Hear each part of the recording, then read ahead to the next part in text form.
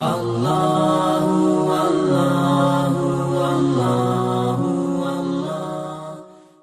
تو یہ کہتا ہوں کہ ہماری عورتیں گھروں میں بیٹھ کر یوٹیوب سے کھانا پکانا سیکھ رہی ہیں، کپڑے سینا سیکھ رہی ہیں، گھروں کو سجانا سیکھ رہی ہیں، کپڑوں پر ڈیزائن ڈالنا سیکھ رہی ہیں، ہر چیز سیکھ رہی ہیں. تو کیا اسی یوٹیوب سے وہ قرآن مجید کی قراتیں نکال کر، نورانی قاعدے کے درس نکال کر، نورانی قاعدے کے پڑھنے کا انداز نکال کر سیکھ نہیں سکتی؟ لیکن وہ دل میں ہے ہی نہیں بات. اچھی چیزیں ہم سیکھنا ہی نہیں چاہتے.